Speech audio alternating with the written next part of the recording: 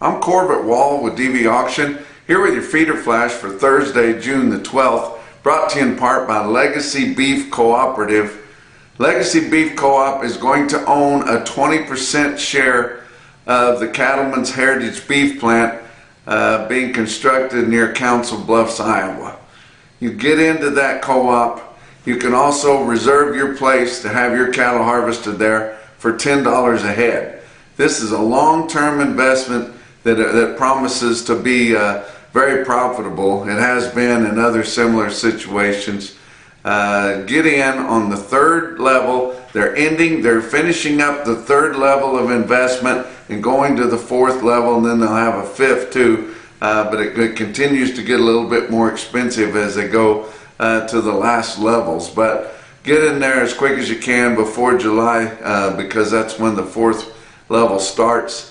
I'm going to attach this interview once again with James Timmerman, and that's who you want to get a hold of at legacybeefcoop.com.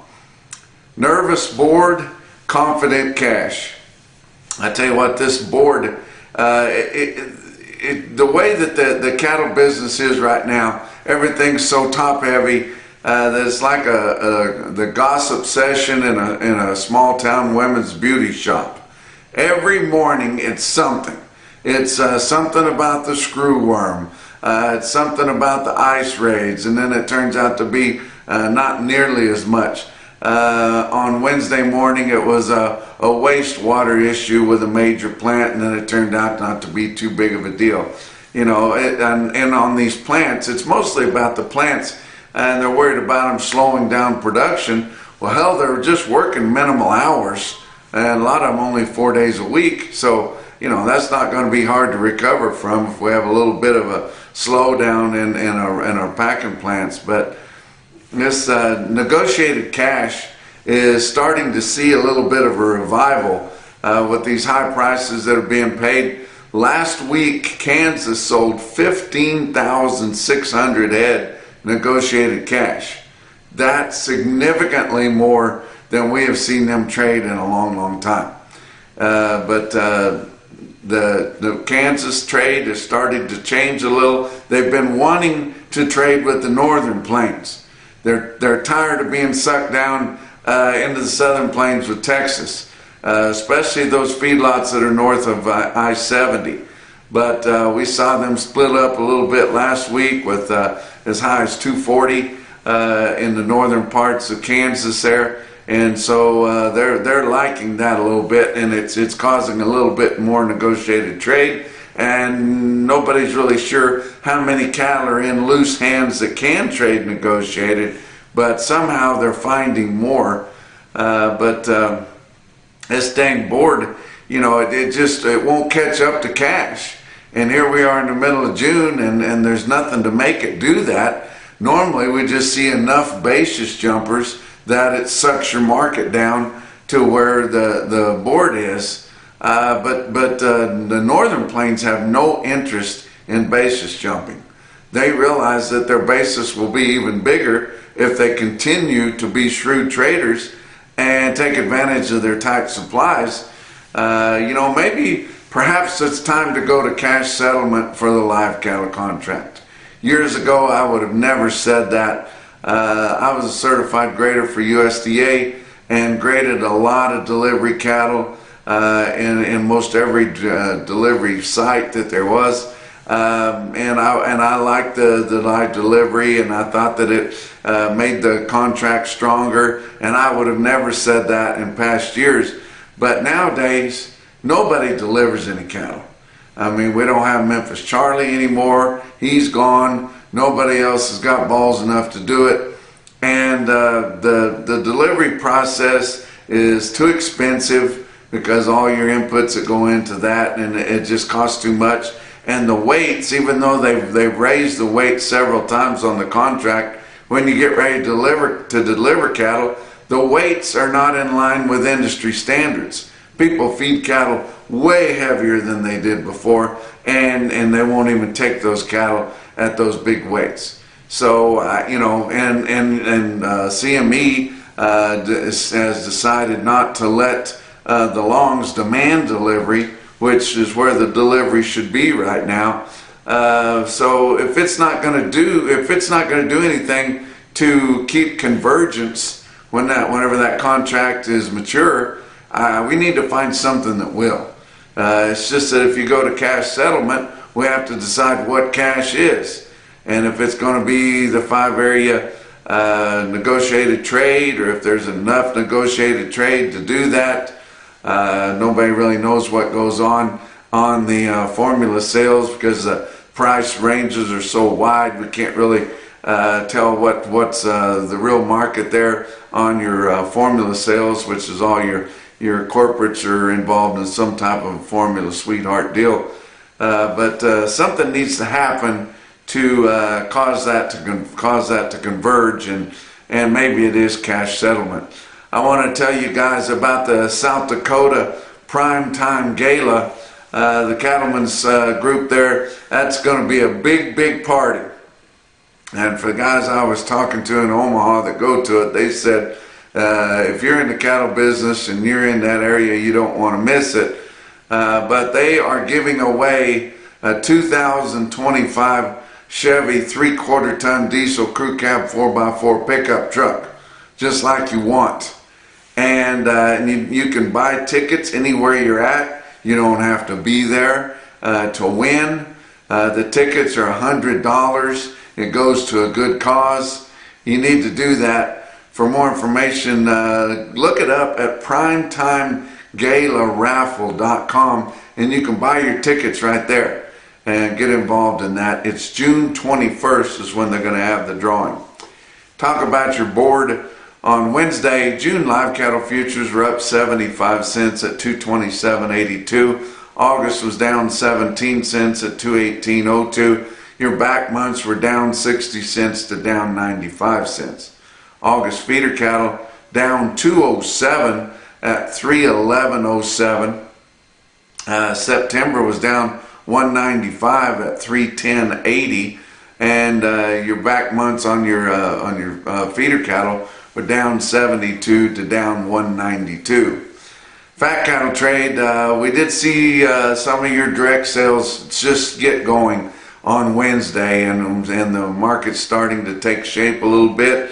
Iowa sold 200 head. They've only sold 500 for the week, and the only sales they had on Wednesday were mixed pens of steers and heifers both. They range from 228, would be well off the market, to 240, which is well within the market.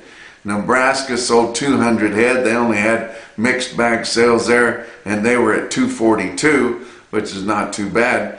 Kansas sold 200 head, and they were up at the extreme top of last week's price range from 238 to 240. Texas sold 750 head. They've already sold 2,400 head for the week, and all those sales have been at 235, because in Texas we do have a lot of basis jumpers down there, and they would just as soon meet their top price level that they could get by grabbing basis. They would rather grab basis than grab market, which the guys in the Northern Plains would like to grab market, and then they get more basis. So, but famously, your Texas feedlots are basis jumpers, and they're selling them at 235 on a 227.82 market, and so they're getting that price plus that basis there to help them achieve even better profits on their cattle. Had a couple of fat cattle auctions. Sioux Falls Regional Livestock in Worthing, South Dakota had 750 head. The fat cattle market there was $3 to $5 lower on a light test. Conventional fed cattle sell from 238 to 240. Program cattle selling from 243.50 to 244, and all of those would be good prices if they were on a direct trade. And they had dairy cross steers from 230 to 240. Glacial Lakes Livestock in Watertown, South Dakota had 700 head for their slaughter cattle auction, and the market was $3 to $5 higher. Conventional fed cattle in Watertown, South Dakota bring 230 to 244 in their auction, and the program cattle selling from 240 to 246. They had heiferettes, fat heiferettes selling from $210 to $225. Many will be likely hard bones. They had whole straight dairy Holstein steers from $192 to $205, and they had big fat fed cows from $158 to $175 in Watertown. Box beef cutout values are higher again. Choice had a big gain there, $3 gain smooth at $374.76. Selects traded at $360.75 on Wednesday afternoon. That was up 91 cents. Your slaughter cattle, 341,000 estimated cattle slaughter up through Wednesday of this week. That's 16,000 less than this point last week, 26,000 less than this point a year ago. They're not getting many cattle. They're not getting much product put in their freezers.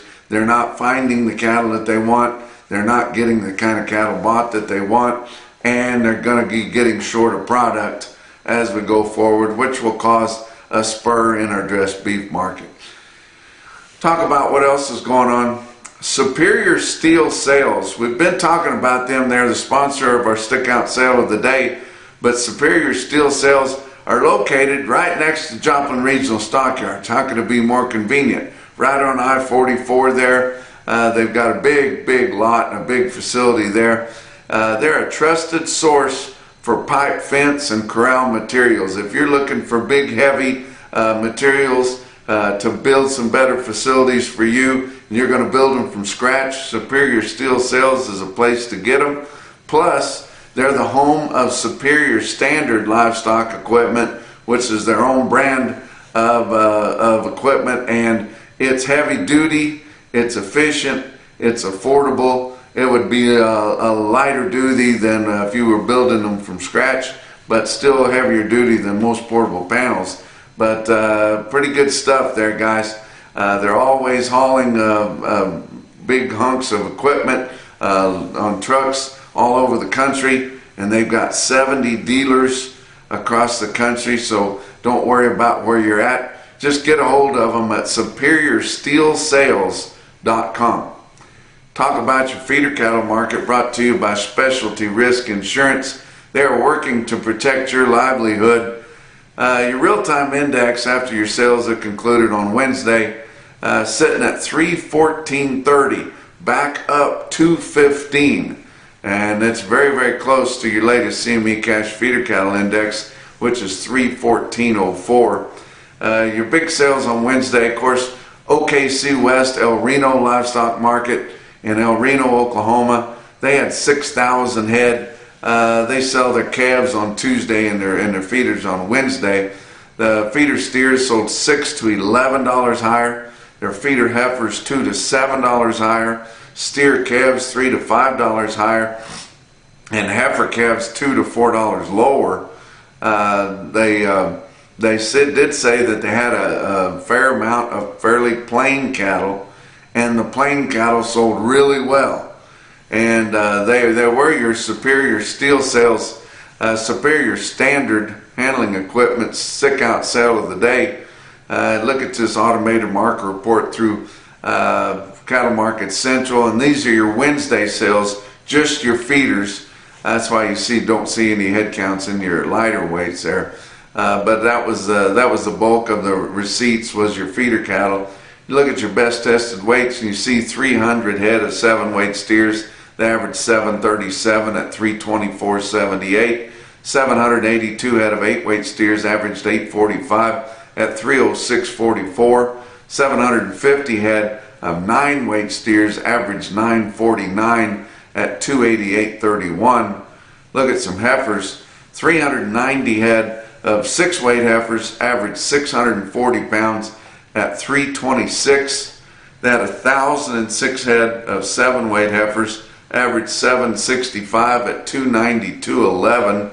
408 head of 8-weight heifers averaged 837 at 280.96, and 257 head of 9-weight heifers averaged 946 at 265.23. Had another great sale this week at OKC West El Reno Livestock Market. I want to let y'all know that we are welcoming Emporia Livestock Sales in Emporia, Kansas, to our family of broadcasted barns. We've got them hooked up this week. They just had a moderate run on Wednesday, but they will be having their sales broadcasted on DVAuction.com going forward here now, and we'll also be able to gather all their sales electronically. I cannot say Emporia without raising my voice. My dad and I used to always joke about Emporia because that's where the late great Buster Wheat was from, and he'd bought our personal cattle several times, and every time he was down in this country looking at cattle, he would every time he would say Emporia, he would say Emporia Emporia, Kansas. And so my dad and I used to joke about that all the time. My dad's been gone 15 years, but it still rings pretty true. Go to Hub City Livestock in Aberdeen, South Dakota. They had 61 steers, or no, they were feeder heifers. They were just sold at the steer price. 61 feeder heifers. Hub City Livestock in Aberdeen, South Dakota, weighed 928 at 290, 250. How about market, that one of my favorites there, South Central Regional Stockyards in Vienna, Missouri, my good friends, the Patton family.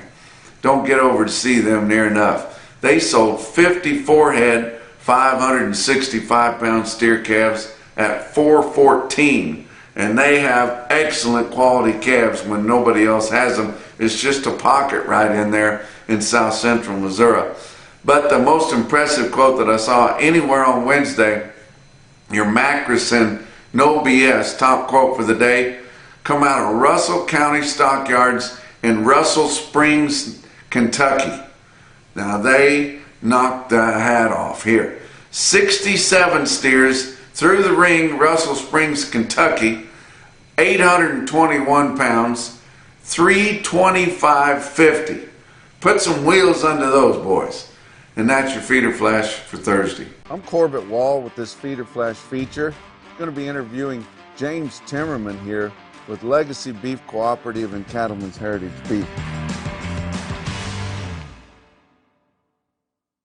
How are you doing, James? Good. How are you doing, Corbett? Now, this is the first time we've met, right? That's correct. But the Timmerman name is synonymous with top quality cattle feeding and top quality beef production, right? Yes, it is. Can you tell me a little bit about that and how it ties in with this new venture? Yes. So my family is, like you said, in the cattle feeding, ranching business. All started with my grandfather in the mid-40s, moved to Omaha, Nebraska, and built a feed yard there to be closer to the stockyards.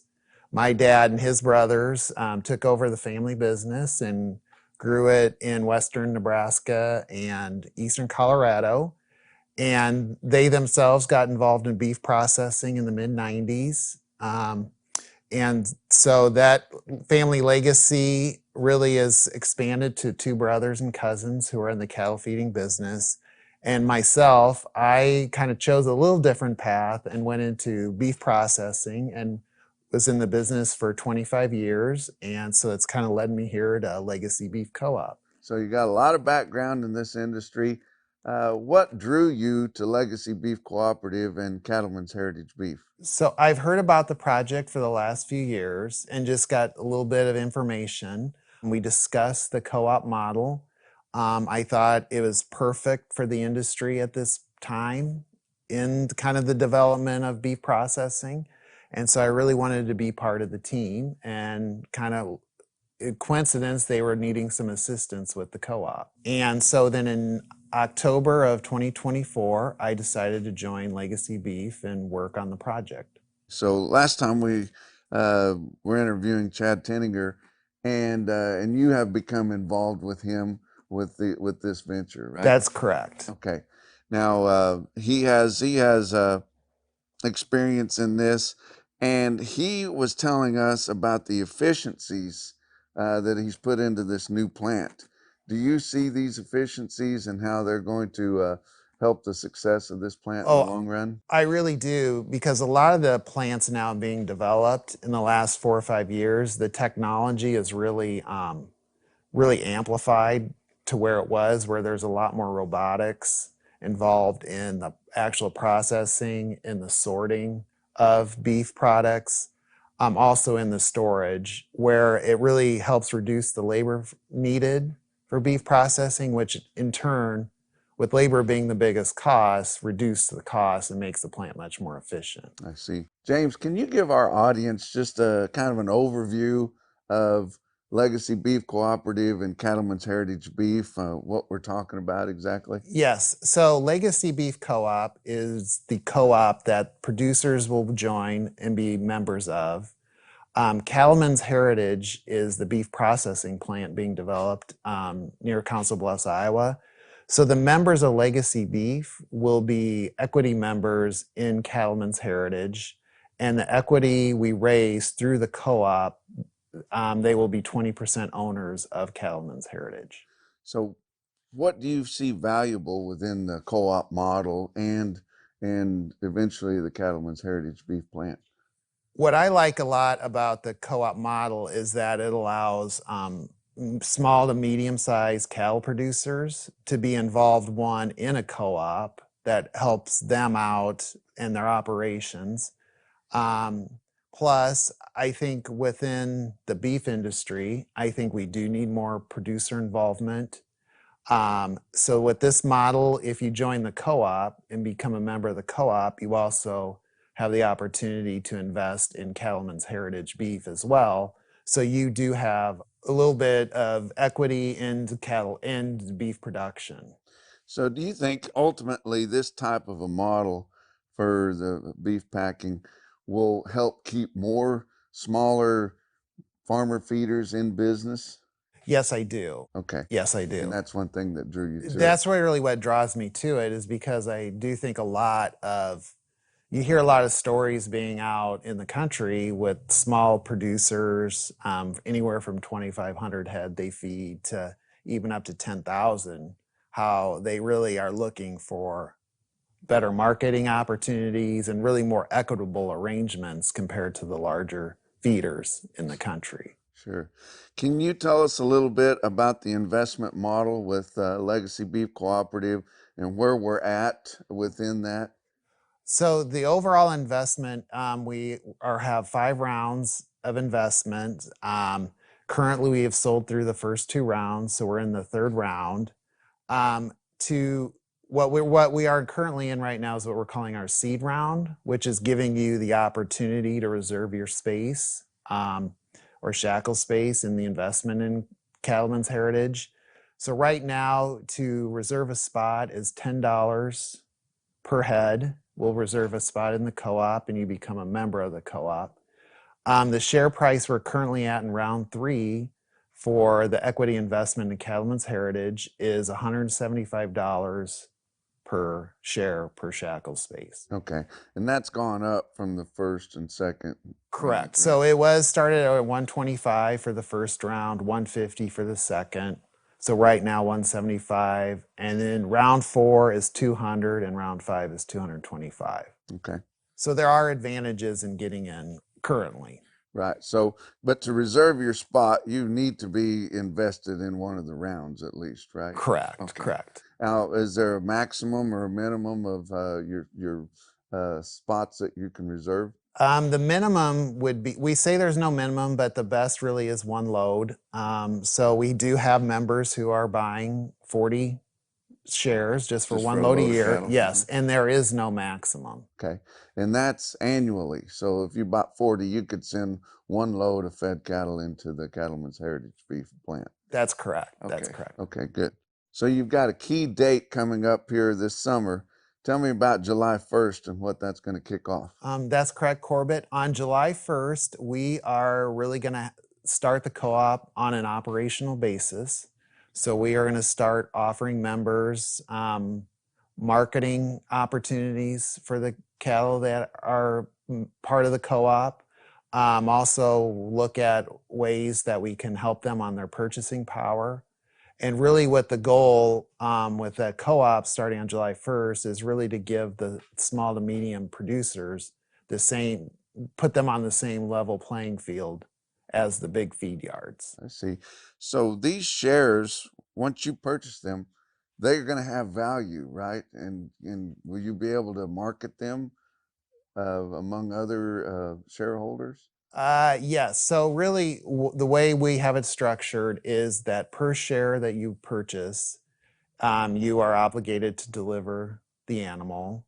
Then if you feel like you cannot make the delivery, then you do have the ability to lease those shares out to other members of the co-op that they can, you can have some value owning these shares and you can have cattle delivered on those shares. We've seen something similar to this with U.S. premium beef in Kansas. So, and that those shares have become pretty valuable. Do you see that happening with this venture? Yes, I do. Okay. Yes, I do. Okay, great. What kind of cattle are we looking to harvest at Cattleman's Heritage Beef? Do you have a target? Currently, we don't have a specific target, but as most beef processors, we're looking for a high grade, high quality beef. But really, we're not going to specify exactly what we need to have delivered. So, James, this whole venture has kind of been based off of marketing the cattle off of the dressed beef price rather than the live market or the way some of your big four packers price the cattle or purchase the cattle. Can you tell us a little more about that? Yes. So we are looking for the pricing the cattle is using the USDA choice market as the base and plan on gridding the cattle with premiums and discounts based off USDA choice, which is different than buying them live or buying them just dressed beef. Right. And the market's been really good, all-time record highs here posted within the last few months on every class of cattle that there is, but that's not going to last forever. That's correct. So That's correct. we may be able to insulate some of these producers from the downside of this going forward, don't you think? Yes, yes. We feel like, really with the pricing model we have in place for the cattle, it really it gives protection because you're going to be paid what the plant is selling you beef for. So you really get the true value of your beef. I see. So you're basically going to be sharing more of the pie than what cattle feeders are used to, the way things have been set up, right? Yes, that's correct. Great. Yes. So this is primarily set up for smaller feeders. Of course, a bigger feeder could get involved in it too. But how many cattle are we looking to harvest annually?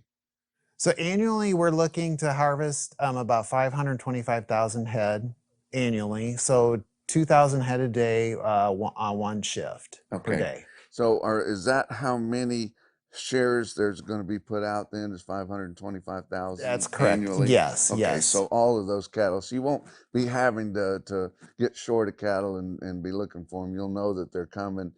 How will you schedule the cattle in? The way I look at it is that really once you know your cattle are ready to come in, you need to call us. We'll schedule based on really first come, first serve. If you call, we'll put up if we know the week your cattle are ready, we'll schedule them. But we also will probably need to go out on the market some in certain months, especially in the summer, to fill some gaps. To fill in some gaps. I see. Okay.